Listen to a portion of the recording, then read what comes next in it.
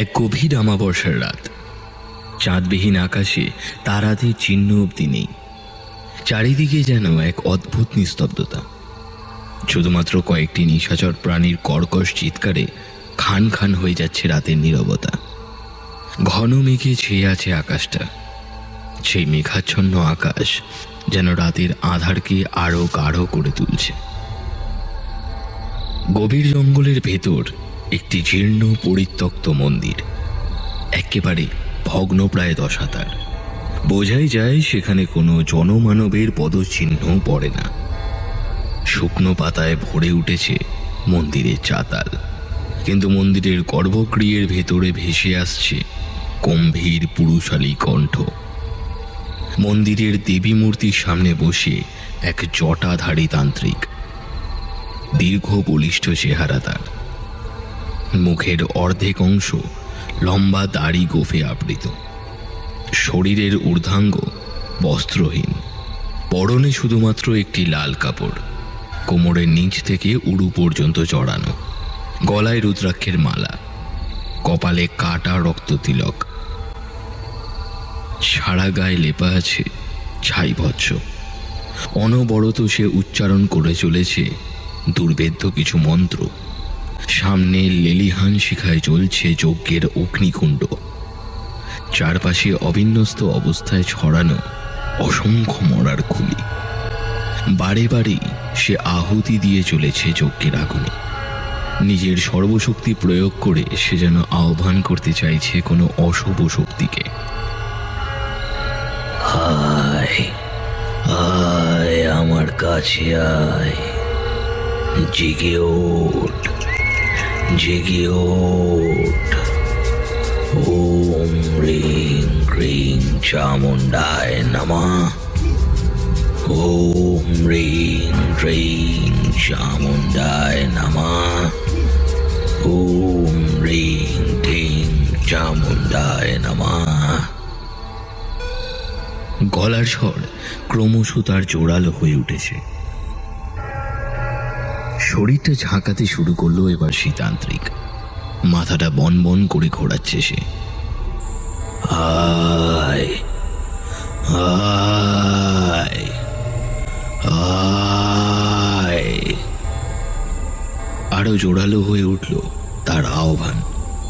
ধীরে ধীরে যজ্ঞের আগুন থেকে বিকিরিত হতে চলল তীব্র এক রশ্মি। আগুনের মধ্যেই তৈরি হতে থাকলো এক অগ্নিগোলক। এবার সেই অগ্নিগোলক ছিটকে বেরিয়ে এলো যজ্ঞের অগ্নিকুণ্ড থেকে। সারা গর্ভগৃহ জুড়ে কুণ্ডলীর মতো পাক খেতে লাগলো সেটা।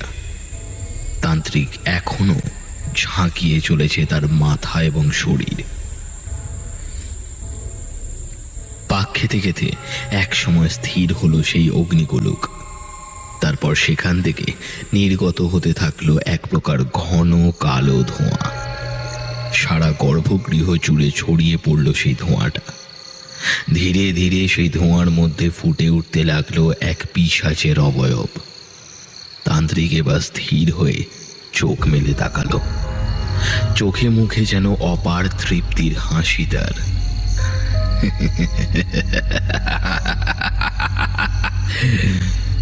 যা যা, তুই আমার প্রতিশোধ পূর্ণ কর।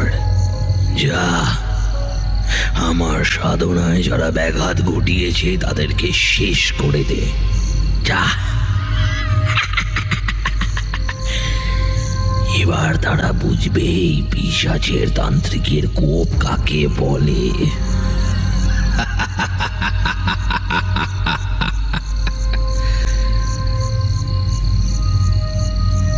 গমগমে কণ্ঠে প্রকাণ্ড জোরে হেসে উঠল তান্ত্রিক। তার হাসির চোটে যেন কেঁপে উঠল চারিপাশ। আকাশে প্রতিধ্বনিত হলো মেঘের গর্জন, সাথে বইতে শুরু করলো প্রবল বেগে ঝোড়ো হাওয়া। যেন কোনো প্রলয় আসার পূর্বাভাস সেটা। 1 মাস পর সাইকিয়াট্রিস্ট ডক্টর সত্যজিৎ গাঙ্গুলির চেম্বারে উপস্থিত হয়েছে রূপম আর সঞ্চিতা। বলুন, আপনার সমস্যা কি বলুন? ধীর কণ্ঠে প্রশ্নটা করলেন ডক্টর সত্যজিৎ। আজকাল ভীষণ অ্যাবনর্মাল বিহেভ করছে ও। সারাক্ষণ যেন ভয় সিতিয়ে থাকে। চেহারার কি হাল হয়েছে দেখুন। মাঝে মাঝে রাত্রে তো। নিজের স্ত্রীর সমস্যার কথাগুলো এক এক করে বলে যাচ্ছিল রূপম। হাতের ইশারায় মাঝপথে ওকে থামিয়ে দিয়ে ডক্টর সত্যজিৎ বলে উঠলেন, আপনি চুপ করুন। আপনার স্ত্রীর সমস্যাটা আপনার স্ত্রীকেই বলতে দিন। তারপর সঞ্চিতাকে উদ্দেশ্য করে বললেন, আপনি বলুন আপনার কিসের সমস্যা হচ্ছে। ডক্টরের প্রশ্নে একবার ঢোক গিলল সঞ্চিতা। ওর চোখে মুখে একটা ভয়ের ছাপ। সত্যজিৎ খুঁটিয়ে খুঁটিয়ে লক্ষ্য করছিলেন সেটা। মাথা নিচু করে ধীরে ধীরে দুর্বল কণ্ঠে বলতে শুরু করলো সঞ্চিতা, সারাক্ষণ আমার ওপর কেউ যেন চেপে বসে থাকে জানেন। আমি যেটা করতে চাই না সেটাই করে ফেলি। কেউ যেন আমাকে দিয়ে সেসব করায়। খেতে বসলে আমার খাবারটা যে খেয়ে নেয়, আমি কিচ্ছু করতে পারি না। আমাকে যে রীতিমতো টর্চার করে। এই দেখুন আমার মুখটা, হাতটা, এছাড়া আরও আছে বুকে, পিঠে। কেউ আমার কথা বিশ্বাস করে না জানেন। কেউ না, কেউ বিশ্বাস করে না আমার কথাটা। বলতে বলতে এবার কেঁদে ফেলল সঞ্চিতা। ওকে ওকে, রিল্যাক্স। আপনি শান্ত হন প্লিজ, আর কাঁদবেন না, সান্ত্বনা দিয়ে বলে উঠলেন ডক্টর সত্যজিৎ।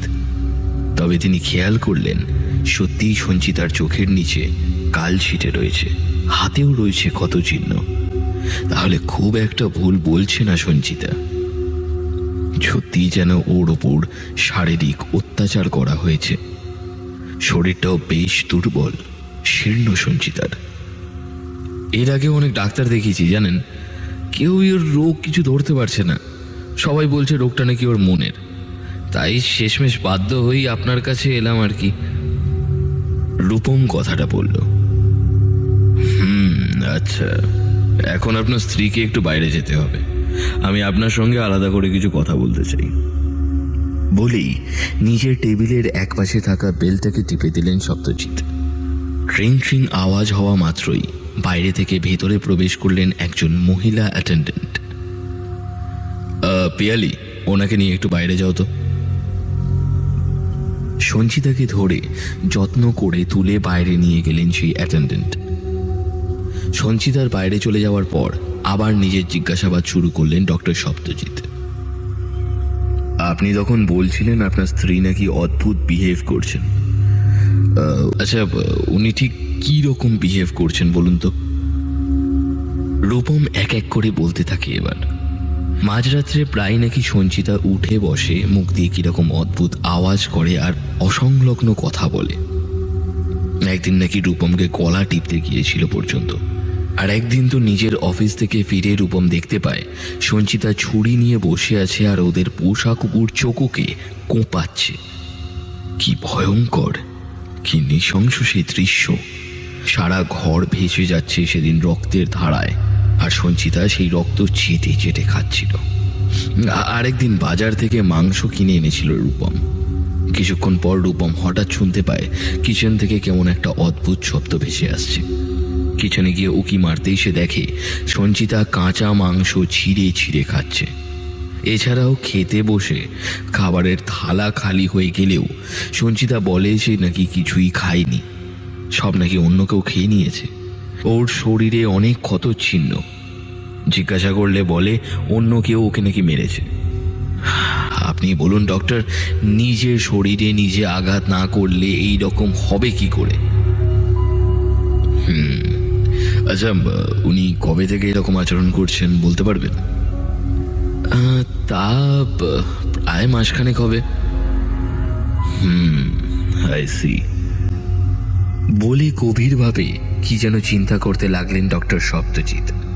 ভেতরে ভেতরে ক্রমশ উৎগ্রীব হয়ে উঠছিল রূপম।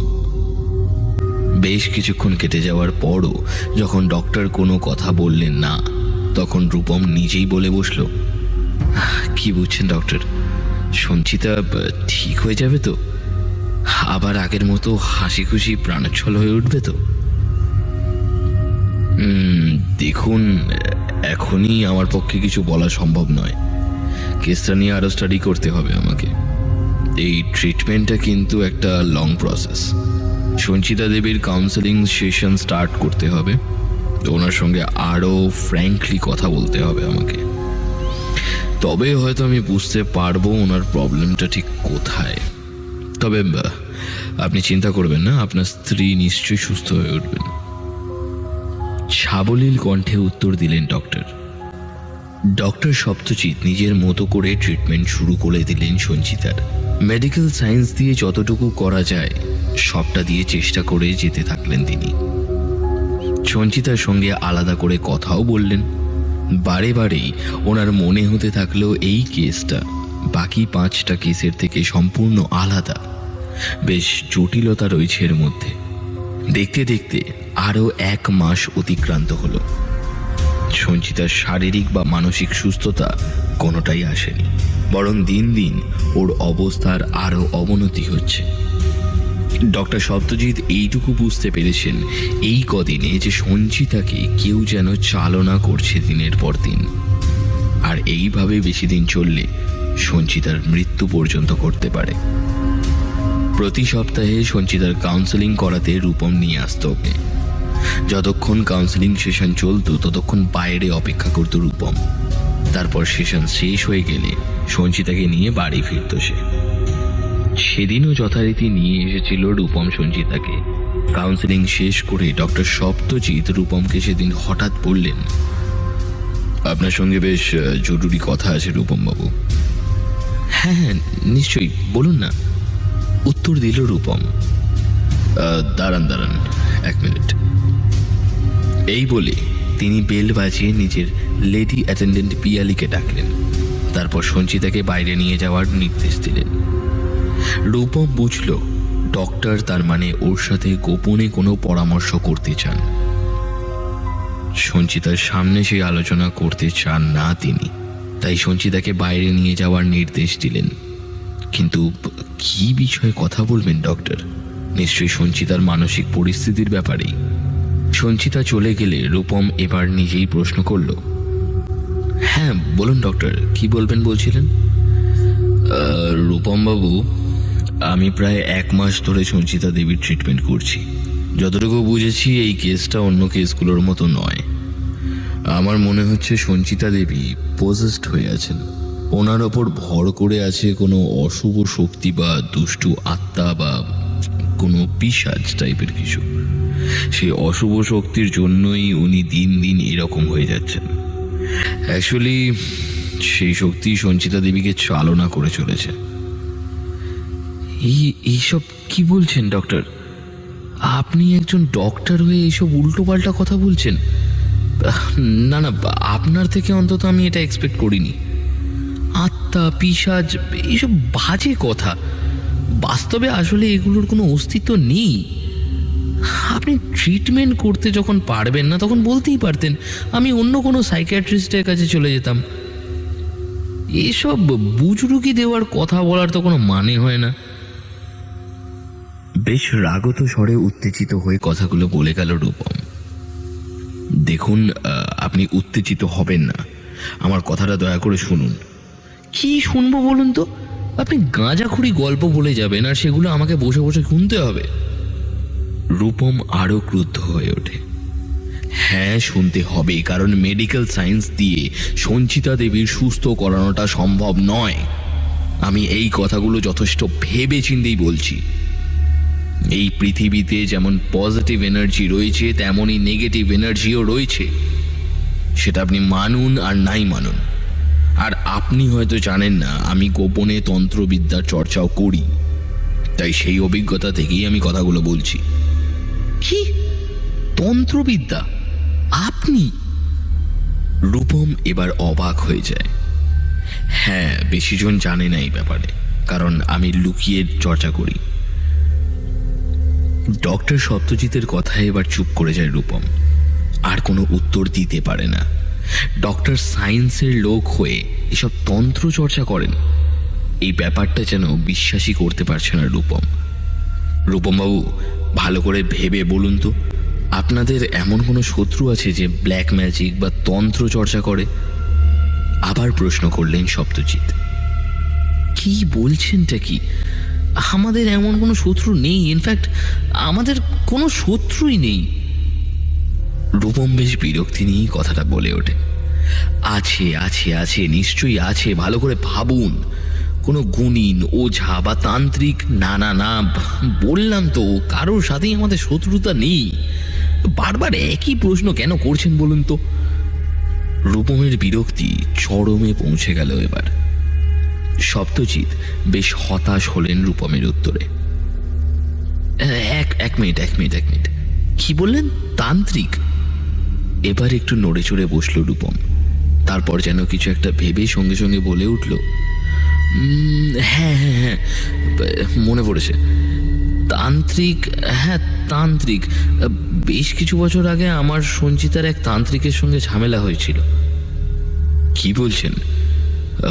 পুরো ঘটনাটা খুলে বলুন তো, ঘটনাটা জানা আমার ভীষণ দরকার। উত্তেজিত হয়ে বলে উঠলেন সপ্তজিৎ। রূপম বলতে শুরু করল, শুনুন তবে, তখন আমার সঞ্চিতার সবে নতুন বিয়ে হয়েছে। দুজনেরই কাজের চাপে আর হানিমুনে যাওয়া হয়ে ওঠেনি। এই প্রসঙ্গে আমাদের পেশাটা উল্লেখ করে রাখি। আমি পেশায় ফিল্ম মেকার, আর সঞ্চিতা তখন একটা নিউজ পেপারে ট্রাভেল জার্নালিস্ট হিসেবে কাজ করছে। ও অবশ্য ওর এই অবস্থার জন্য সব বন্ধ করে দেয়। তা যাই হোক, যেটা বলছিলাম, আমাদের দেশের বাড়ি হচ্ছে শিলিগুড়িতে। বাবা মা আত্মীয় স্বজন সব ওখানেই থাকে। কাজের সূত্রে আমরা থাকি খালি কলকাতায়। সেবার একটা শর্ট ফিল্মের জন্য একটা লোকেশন দেখতে যাওয়ার প্ল্যান করলাম। একাই যাব ভেবেছিলাম। গ্রামটার নাম হচ্ছে তালদিঘি। সঞ্চিতাও বেশ আনকমন একটা জায়গা খুঁজছিল কাগজে লিখবার জন্য। ঠিক হলো তাহলে আমরা দুজনেই যাব ওই তালদিঘিতে। দুজনের কাজও সারাও হবে, আর এই ফাঁকে একটা ছোট্ট করে আমাদের হানিমুনও হয়ে যাবে একটা। নির্দিষ্ট দিনে রওনা দিলাম তালদিঘির উদ্দেশ্যে। সবুজ গাছপালায় ফেরা বেশ সুন্দর একটা জায়গা। জায়গাটা যেহেতু খুব একটা পপুলার না, তাই থাকার জন্য ভালো হোটেল পেলাম না। একটা ভাঙাচোরা লজে দুদিন কাটিয়ে নেওয়ার ব্যবস্থা করতে পারলাম কোনো মতে। এমনিতে সবই ভালো ছিল ওখানকার, কিন্তু ওখানে গিয়ে একটা অদ্ভুত কথা জানতে পারলাম। ওখানকার জঙ্গলে একটা পুরনো চামুন্ডা কালীর মন্দির আছে। গ্রামের লোকেরা সেটাকে বুড়ি কালীর মন্দির বলে। সবাই আমাদের বারবার বারণ করে দিল আমরা যাতে ওই মন্দির ভুলেও না যাই। কারণ হিসেবে বললো ওই মন্দিরে নাকি এক ভয়ানক তান্ত্রিকের অধিষ্ঠান। নাম হচ্ছে বিশম্ভর তান্ত্রিক। তার নাকি অসীম ক্ষমতা। নিজের ক্ষমতার বলে পিশাচ নামিয়ে সে মানুষকে মেরে ফেলতে পর্যন্ত পারে। রোজ রাতে নাকি নরবলি দেয়। আজ অবধি যেই ওই পুরো কালীর মন্দিরে গেছে তাকেই ওই তান্ত্রিক নিজের বলি বানিয়েছে। সবাই তাকে পিশাচ তান্ত্রিক বলে ডাকে। কথাগুলো শুনে আমি আর সঞ্চিতা দুজনেই বিশ্বাস করিনি। মনের মধ্যে জেদ চেপে গেল আমাদের। ঠিক করলাম আমরা ওই বুড়ি কালীর মন্দিরেই যাব। ওই তান্ত্রিকের ভণ্ডামি হাতে নাতেই ধরব। আমরা দুজনেই অ্যাডভেঞ্চার প্রিয়, তাই এরকম একটা অ্যাডভেঞ্চারের সুযোগ হাতছাড়া করতে চাইলাম না। আর সঞ্চিতার জেদটা বরাবরই খুব একটু বেশি। ও একবার কিছু ভাবলে ও সেটা করেই ছাড়বে। তাই যেমন ভাবা তেমন কাজ। সেদিন রাত্রে আমরা রওনা দিলাম বুড়িকালীর মন্দিরের উদ্দেশ্যে। কারোর বারণটাও শুনলাম না। আমি আমার এক আইপিএস বন্ধু ইন্দ্রনীলকে ব্যাপারটা আগে থেকেই জানিয়ে রেখেছিলাম। বলেছিলাম যদি কোনো বিপদে পড়ি তাহলে পুলিশের সাহায্য লাগবে আমাদের। ইন্দ্রনীল সব শুনে স্পেশাল ফোর্স পাঠিয়ে দেওয়ার ব্যবস্থা করেছিল, আর বলেছিল সময় মতো ও নিজেও পৌঁছে যাবে সেখানে। রাতের অন্ধকারে জঙ্গলের পথ ধীরে ধীরে এগোতে লাগলাম আমরা ওই বুড়িকালীর মন্দিরের দিকে। কানে ভেসে আসছিল শুকনো পাতার ওপর দিয়ে খসখস করে হাঁটার শব্দ, আর মাঝে মধ্যে শেয়ালের ডাক। কিছু দূর যাওয়ার পর একটা মন্দিরের চূড়া দেখতে পেলাম। বুঝতে আর বাকি রইল না যে এটাই বুড়িকালীর মন্দির। মন্দিরের সামনে যেতেই শুনতে পেলাম মন্ত্র উচ্চারণের শব্দ। কোনো পুরুষ যেন জোরে জোরে মন্ত্র উচ্চারণ করে চলেছে। এ নিশ্চয়ই সেই তান্ত্রিকের কণ্ঠ। আর একটু এগোতেই দেখলাম মন্দিরের চাতালে পিচ মোড়া করে বাঁধা রয়েছে একটা 4-5 বছরের বাচ্চা মেয়ে। তার সারা গায়ে লেপা রয়েছে সিঁদুর আর হলুদ, গায়ে জড়ানো শুধু এক ফালি লাল কাপড়। নিশ্চয়ই ওই তান্ত্রিকই সেই সব করেছিল। হাপুস নয়নে কেঁদে চলেছিল সেই বাচ্চা মেয়েটা। কিছুক্ষণ পর মন্ত্র উচ্চারণ থামিয়ে মন্দিরের গর্ভগৃহ থেকে বেরিয়ে এলো সেই তান্ত্রিক। তারপর মেয়েটাকে হির হির করে টানতে টানতে নিয়ে চললো হাড়ি কাঠের দিকে। উফ, কি নিষ্ঠুর সে! হাড়ি কাঠে জোর করে মেয়েটার মাথাটা ঢুকিয়ে এবার একটা হুঙ্কার ছেড়ে খড়গ উঁচিয়ে বলল, আমরা আর সহ্য করতে পারছিলাম না। এতক্ষণ আড়াল থেকে সবটা লক্ষ্য করছিলাম। এবার বাইরে এসে চেঁচিয়ে উঠে বললাম, বন্ধ করো, বন্ধ করো এইসব। অনেক হয়েছে তোমাদের এই মানুষ মারার খেলা। সাধনার নামে তুমি মানুষ খুন করছো, লজ্জা করে না তোমার? আজ তোমাদের জোচ্ছুরি সব শেষ। সঞ্চিতা ততক্ষণে গিয়ে মেয়েটাকে হাড়িকাঠ থেকে তুলে মুক্ত করে কোলে তুলে নিয়েছে। আমার চিৎকারে তান্ত্রিক অপ্রস্তুত হয়ে পড়ল একটু, তারপর গর্জে উঠল, এই কে রে তোরা? এত বড় সাহস তোদের আমার সাধনায় ব্যাঘাত ঘটাস? এর ফল তোদের ভালো হবে না বলে দিচ্ছি। আজ ওই মেয়েটার সাথে তোদেরও বলি দেব আমি। জয় মা।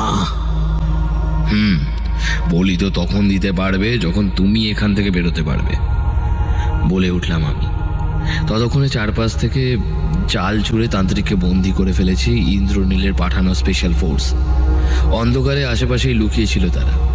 একটু পরে সেখানে ইন্দ্রনীল এসে উপস্থিত হয়। ওর পেছন পেছন লাঠি সোটা নিয়ে, মশাল নিয়ে আরও কয়েকজন গ্রামবাসীও হাজির হলো। সবাই তান্ত্রিককে ভয় করে চললেও তারা প্রথম থেকেই বিরক্ত ছিল তান্ত্রিকের এই অত্যাচারে। তাই তারা ইন্দ্রনীলকে সাহায্য করার প্রতিশ্রুতি দেয়। ইন্দ্রনীল এসে আমাদের ধন্যবাদ জানিয়ে বলল, আজ তোরা খুব ভালো একটা কাজ করেছিস। এবার এই তান্ত্রিককে কি করে সায়স্তা করতে হয় খুব ভালো করে জানা আছে আমার। শালা এমন 3rd ডিগ্রি দেব না, ওই মুখ দিয়ে কখনোই কথা বেরোবে না ওর। তারপর ফোর্সের উদ্দেশ্য বলল, এই নিয়ে যাও ওকে। কিন্তু এত কিছুর পরেও এই তান্ত্রিকের তর্জন গর্জন থামল না। সে চিৎকার করে বলে উঠতে লাগলো, মূর্খ, মূর্খ, সব কটা মূর্খ। আমাকে বন্দি করবি তোরা? সে ক্ষমতা আছে তোদের? হ্যাঁ, মরবি, সব কটা মরবি। আমার সাধনায় ব্যাঘাত ঘটানোর ফল না হাড়ে হাড়ে টের পাবি তোরা। তান্ত্রিক সেদিন রীতিমতো হুমকি দিয়ে গেছিল। পরে আমরা ওই বাচ্চা মেয়েটাকে ওর পরিবারের কাছে ফিরিয়ে দিই। ওই গ্রামেই বাড়ি ছিল তার। রূপম এবার থামল। আমার অনুমান ভুল ছিল না, তার মানে ওই পিশাচ তান্ত্রিকই তার প্রতিশোধ নিচ্ছে। আচ্ছা, তারপর ওই তান্ত্রিকের কি শাস্তি হয়েছিল জানেন? প্রশ্ন করলেন ডক্টর সত্যজিৎ। ইন্দ্রনীল তো বলেছিল তান্ত্রিকের কঠোর শাস্তির ব্যবস্থা করবে। তারপর আমরাও কলকাতায় ফিরে আসি আর নিজেদের কাজে বিজি হয়ে পড়ি। এই ব্যাপারটাও মাথা থেকে বেরিয়ে যায় আমাদের। আর কোনো ক্রিমিনালের কি শাস্তি হলো তা নিয়ে এত মাথা ঘামাও কেন বলুন? আচ্ছা, ইন্দ্রনীল বাবুর নাম্বার আছে নিশ্চয়ই আপনার কাছে। আপনি কাইন্ডলি কল করে জানতে পারবেন ওই তান্ত্রিকের কি সাজা হয়েছিল। আচ্ছা দাঁড়ান, আমি এক্ষুনি ওকে কল করে নিচ্ছি। রূপম ইন্দ্রনীলের নাম্বার ডায়াল করে। কিছুক্ষণ কথা বিনিময় করে ফোন রাখতেই রূপমের মুখে নেমে আসে যেন গভীর দুঃখের ছায়া। কি হলো রূপম বাবু, আপনাকে এরকম দেখাচ্ছে কেন? Is everything alright? উৎকণ্ঠিত হয়ে প্রশ্ন করলেন সত্যজিৎ। ডক্টর, ইন্দ্র আর নেই ডক্টর। আজ সকালেই নাকি আচমকা হার্ট ফেল করে ওর মৃত্যু হয়। হতাশ হয়ে কথাগুলো বলে গেল Rupam. What? Oh my god! Rupam বাবু কিছু বুঝতে পারছেন? আপনার বন্ধুর মৃত্যুটা কিন্তু স্বাভাবিক নয়। ওই তান্ত্রিকের ক্ষোভের বহিঃপ্রকাশ এটা। আমার বিশ্বাস সেদিন ইন্দ্রনীল বাবুর সাথে যারা যারা ছিল তাদের সবারও একই পরিণতি হয়েছে বা হতে চলেছে।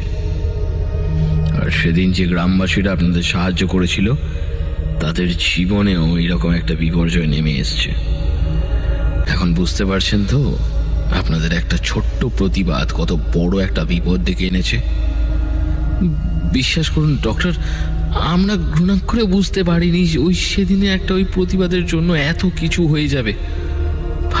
আচ্ছা একটা কথা বলুন তো, ঘটনা ঘটেছিল তাও ওই 3-4 বছর আগে, এখন এতদিন পর ওই তান্ত্রিক হঠাৎ কেন প্রতিশোধ নিচ্ছে?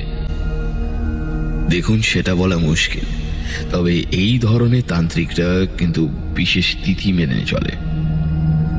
কিছু বিশেষ তিথিতে কিছু বিশেষ বিশেষ শক্তিকে জাগিয়ে তোলা সম্ভব। হয়তো তান্ত্রিক এতদিন ধরে অপেক্ষা করেছে সেই বিশেষ তিথির জন্য। এখন এখন আমাদের কি করণীয় ডক্টর? আমাদের কি ওই বুড়িকালীর মন্দিরে গিয়ে তান্ত্রিকের মুখোমুখি হওয়া উচিত? ব্যাপারটা অত সহজ নয় রূপম বাবু। ওই মন্দিরে গিয়ে কোনো লাভ হবে না। যতক্ষণ ওই তান্ত্রিক নিজে চাইছে ততক্ষণ ওর নাগাল পাওয়া অসম্ভব। ওই ঘটনার দিন আপনারা তাকে ধরতে পেরেছিলেন কারণ সেদিন সে অসতর্ক ছিল, কিন্তু এখন সে যথেষ্ট সজাগ এবং প্রতিশোধের আগুন তার মনে। আমার ধারণা এখন সে আগের চেয়ে অনেক বেশি শক্তিশালী। হয়তো সে তার পাঠানো পিশাচের মাধ্যমে এখানে কি ঘটছে না ঘটছে সব জানতে পারছে। তাহলে তাহলে ডক্টর কি উপায় এখন? ওই পিশাচের হাত থেকে কি সঞ্চিতাকে বাঁচানো যাবে না?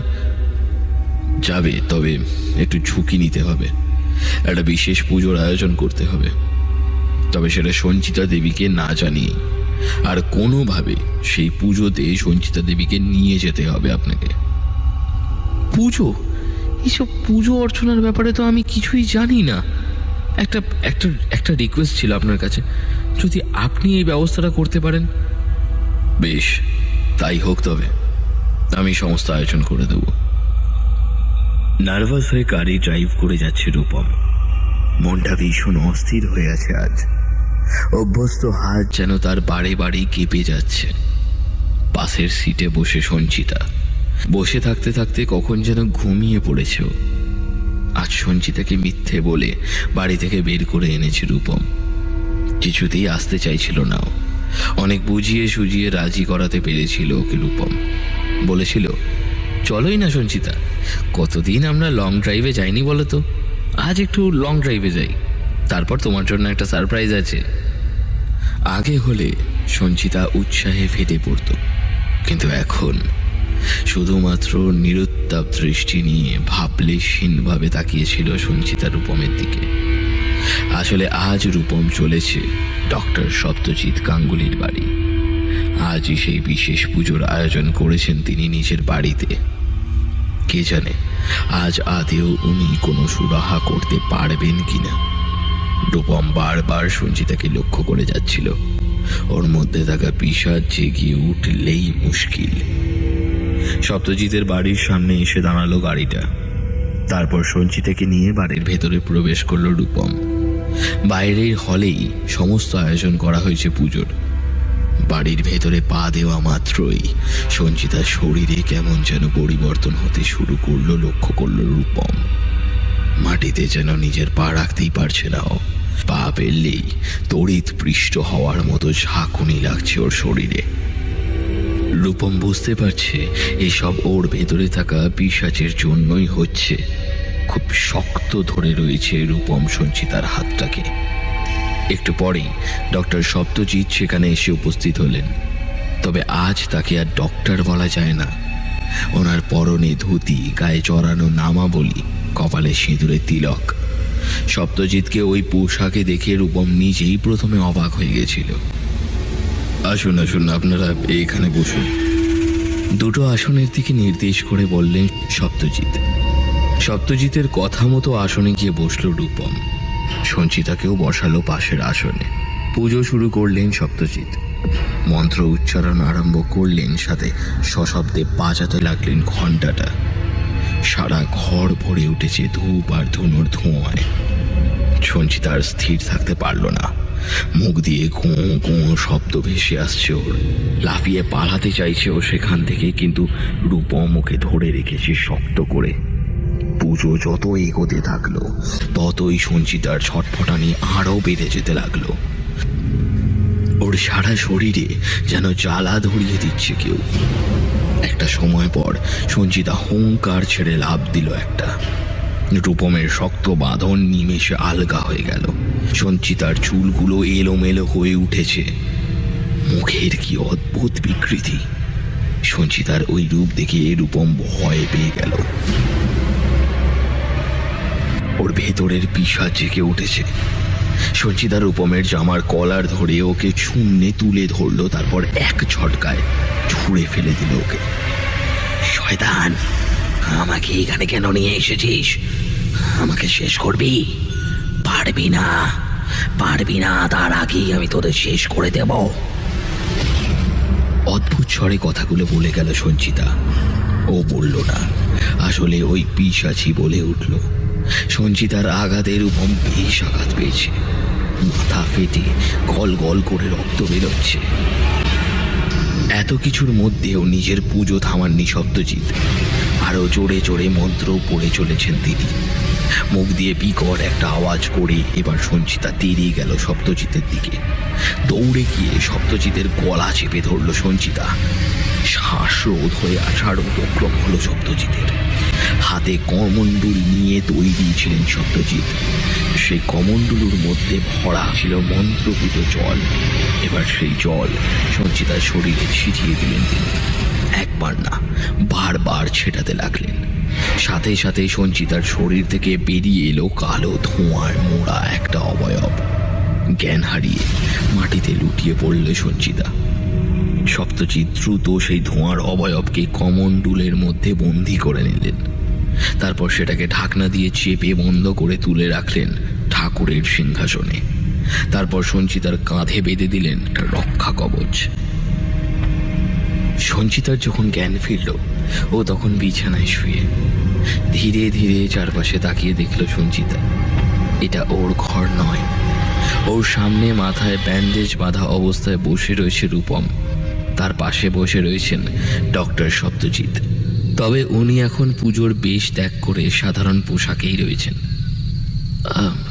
আমি আমি আমি কোথায়? দুর্বল কণ্ঠে কোনো মতে বলে উঠল সঞ্চিতা। আপনি আমার বাড়িতেই রয়েছেন সঞ্চিতা দেবী, বলে উঠল সত্যজিৎ। আচ্ছা, এখন কেমন লাগছে বলুন তো? শরীরটা একটু হালকা লাগছে কি? হ্যাঁ, আগের মতো একইভাবে উত্তর দিল সঞ্চিতা। গুড। এখন তাহলে আপনি একটু ঘুমোবার চেষ্টা করুন, আমরা বাইরের ঘরে গেছি। সত্যজিৎ আর রূপম বাইরের ঘরে চলে গেলেন।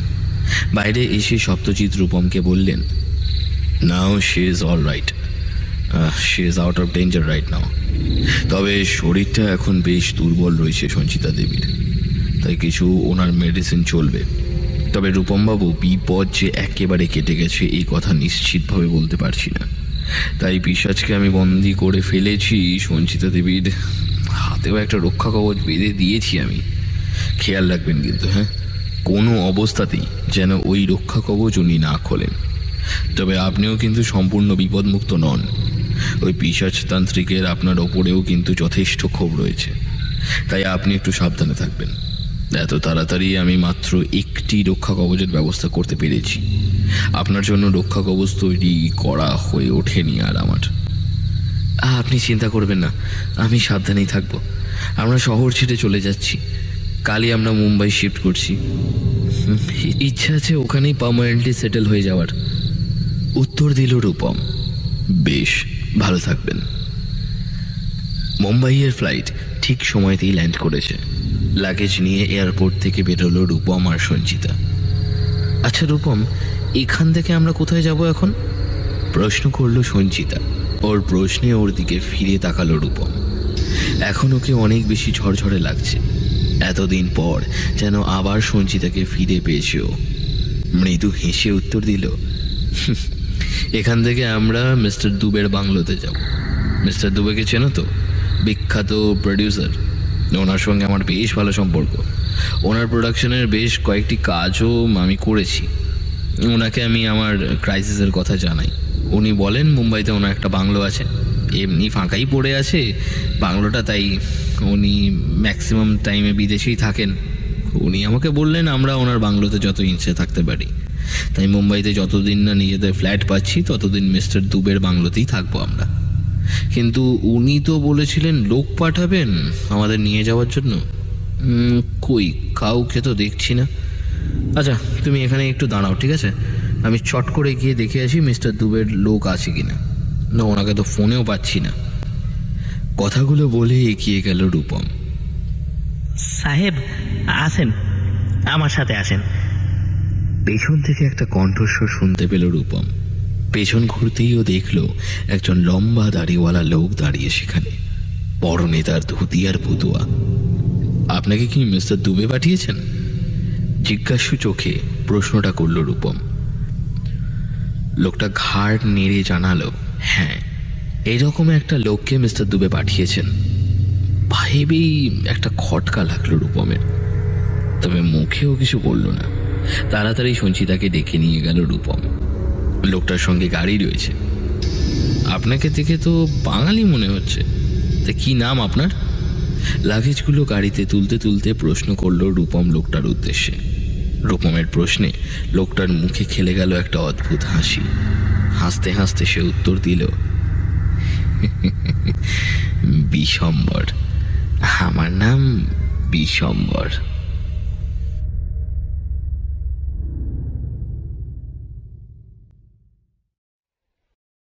শেষ হলো প্রথম গল্প, ঈপ্সিতা মিত্রের লেখা পিশাচ তান্ত্রিকের গল্প। এখন আপনারা শুনবেন পল্লব চক্রবর্তীর লেখা জিরেনতলার অশরীরী।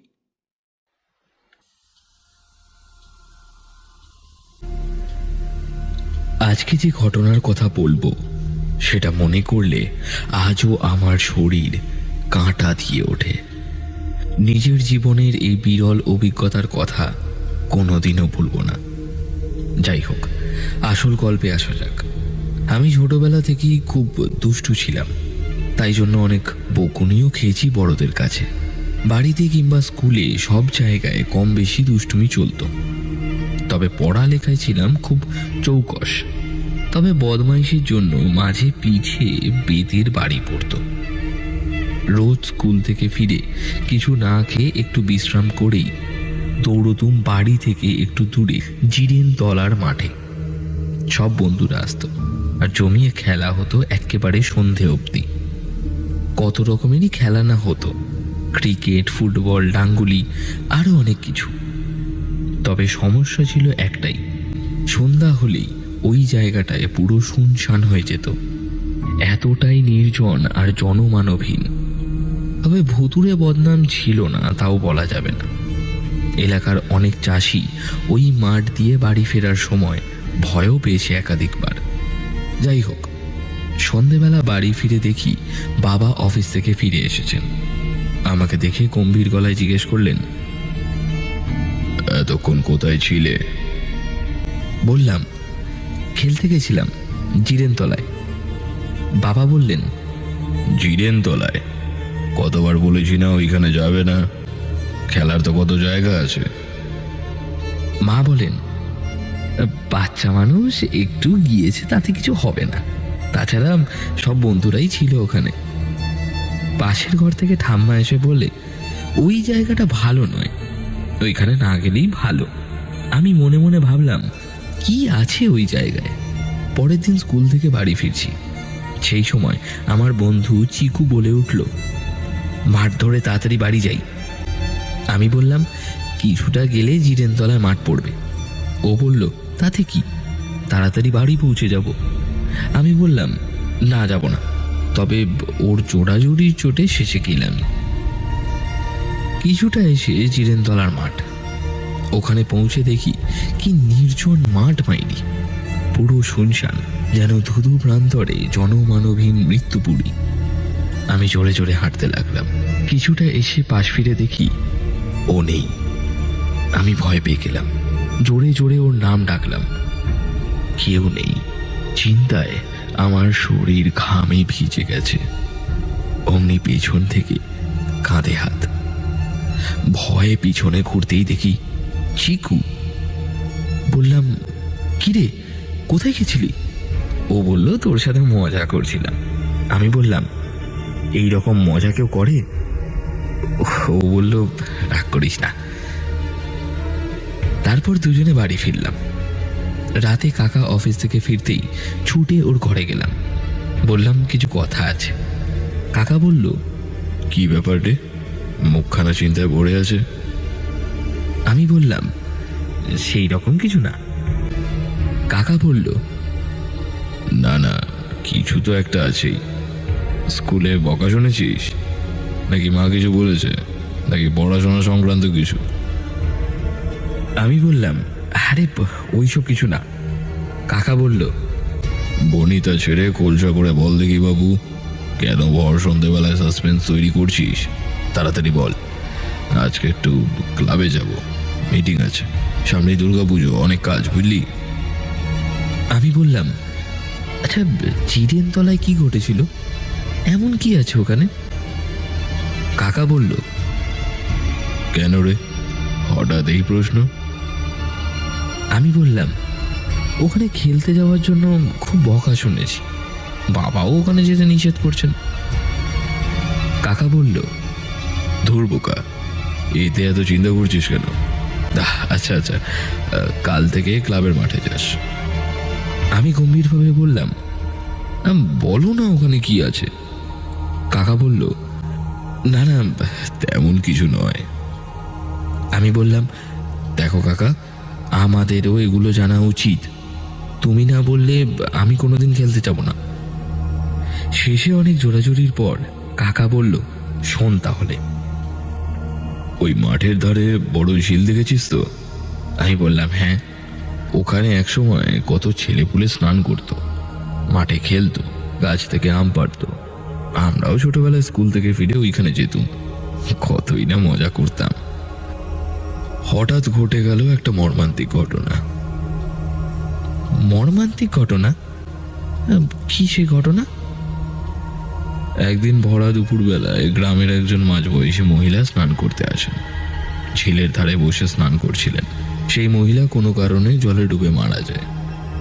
কিভাবে মারা গেছিল কেউ জানে না। 10 দিন পর ঝিলের ধারে ওনার লাশ পাওয়া যায়, মরে সাদা কাঠ হয়ে পড়েছিল। পুলিশ অনেক তদন্তের পর কিছু বার করতে পারেনি। আমি বললাম, তারপর কিছু ঘটেছিল? কেউ কি ভয় পেয়েছিল? কাকা নিস্তব্ধ হয়ে রইল কিছুক্ষণ। তারপর তার চোখ দুটো জলে ভরে গেল। একটু শান্ত হয়ে কাকা বলতে শুরু করলো, বছরখানেক আগে আমাদের পাড়ার খোকন ঝিলে মাছ ধরতে যায়। ওর হঠাৎ চিৎকার শুনতে পায় অনেকে। দৌড়ে এসে দেখে খোকন ঝিলের ধারে পড়ে ছটফট করছে। আমিও ছিলাম ওখানে। জিজ্ঞেস করেছিলাম কি হয়েছে। ও কাতরাতে কাতরাতে ঝিলের দিকে তাকিয়ে নিথর হয়ে যায়। পরে ওকে আর বাঁচানো যায়নি। শুনে আমি অবাক চোখে তাকিয়ে থাকলাম। কাকা বলল, তাই ওইখানে যেতে নিষেধ করা হয়। তোরা ছোট্ট মানুষ, তোরা ক্লাবের মাঠে খেল, ভুল করেও একা কোনোদিন ওখানে যাস না। আমি বললাম, ঠিক আছে। পরের দিন বিকেলে আর ওখানে খেলতে যাইনি। তবে মনের মধ্যে এই কথাগুলো ঘুরপাক খাচ্ছিল। এই রকম করে বেশ কিছুদিন পার হলো। আমি ওই সব ভয়াবহ ঘটনা ভুলে গেলাম। গরমের ছুটি পড়ে গেল। শেষ দিন দুপুরে আমি স্কুল থেকে ফিরছিলাম। খুব গরম পড়েছিল সেই দিন। কিছুটা এসে নরেন বিশ্বাসের বাগানে বসলুম। একটু বসে উঠতে যাব, দেখি বয়স্ক একজন লোক দাঁড়িয়ে। বললেন, কোথায় যাবে খোকা? আমি বললাম, পাশের গ্রামে আমার বাড়ি, স্কুল থেকে ফিরছি। বললেন, চলো, সামনে আমার বাগান, একটু আম খেয়ে তারপর যেও। আমি রাজি হচ্ছিলাম না। মা বলেছিলেন অপরিচিত কারোর থেকে কিছু না খেতে। অবশেষে ভাবলুম যাওয়ার পথেই ওর বাগান, একটু দাঁড়িয়ে চলে যাব। এই গরমে আম তো চলতেই পারে। গেলাম ওর সাথে। কি সুন্দর বাগান, গাছগুলো ফলে ভরা। লোকটা বলল, খোকা, তুমি বসো, আমি পেরে দিচ্ছি। এই বলে চোখের নিমেষে দুটো আম আমার সামনে এনে বলল, এই না। আমি অবাক হলাম, তবে কিছু বললাম না। আমি নিয়ে বললাম, আচ্ছা আমি যাচ্ছি। এই বলে সোজা এগিয়ে এলাম। কিছু এসে আমি ওই জায়গাটা চিনতে পেরেছি। এই তো জিরেনতলার মাঠ। তখন ভরা দুপুর, আর কি শুনশান মাঠ, জনমানব নেই, যেন মৃত্যুপুরী। ভাবলুম তাড়াতাড়ি চলে যাই। এই বলে জোর পায়ে হাঁটতে লাগলাম। কিছুটা এসে হঠাৎ করেই চোখে পড়ল ঝিলের ধারে কেউ বসে আছে। একটু এগিয়ে গেলুম, দেখলাম একটা লোক যেন বসে কি করছে। আমি যে খুব ভীতু তা নয়, বললাম, কি করছেন? আরে ঝিলের পরে ডুবে যাবেন। কিন্তু উনি সাড়া দিলেন না। আর দুই একবার জিজ্ঞেস করলাম। অবশেষে ওই লোকটি আমার দিকে ফিরল। আর ওকে দেখে আমি অবাক। এ তো সেই লোকটি যে বাগানে নিয়ে গেছিল আমাকে, যে আম দিল আমাকে। এখানে এত তাড়াতাড়ি এলো কিভাবে? বললাম, আপনি এখানে কি করে এলেন? হা হা করে হেসে উঠল সে। আমার গাটা কাঁটা দিয়ে উঠল। ফ্যান ফ্যানে গলায় বলল, আমি এখানেই থাকি খোকা বাবু। মানে? ও বলল, এটাই আমার ঘর। কি হাসি! পরক্ষণে আমার মনে পড়ল কাকার সেই কথাগুলো, সেই ছেলের কথা। আর শরীর ঠান্ডা হয়ে আসছে আমার। ভয়ে আমি পাথর হয়ে গেছি। মুখ তুলে দেখি আর কেউ নেই ওখানে। ভয়ে দৌড়ে পালিয়ে এসেছি। হঠাৎ দেখি চিকু দাঁড়িয়ে। আমি বললাম, তুই স্কুলে যাসনি আজকে? তুই? ওর মুখে কোনো কথা নেই, যেন একটা পাথর দাঁড়িয়ে। ও আঙুল উঁচিয়ে পাশের গাছটার দিকে দেখালো আমাকে। আর যা দেখলাম তাতে আমার রক্ত জল হয়ে গেল। দেখি একটা মহিলার কঙ্কাল গাছে বসে পা দোলাচ্ছে আর অট্ট হাসি হাসছে। ভয়ে চোখ ফিরে দেখি চিকু নেই। বুঝলাম কাকা একটাও মিথ্যে বলেনি। আর একটুও না দাঁড়িয়ে রুদ্ধশ্বাসে ছুটলাম আমি। সোজা দৌড়ে এসে বাড়ির উঠোনে পড়ে গিয়ে জ্ঞান হারালাম। তারপর আর কিছু মনে নেই আমার। পরে এইসব কথা বাড়ির লোকে শুনে অবাক।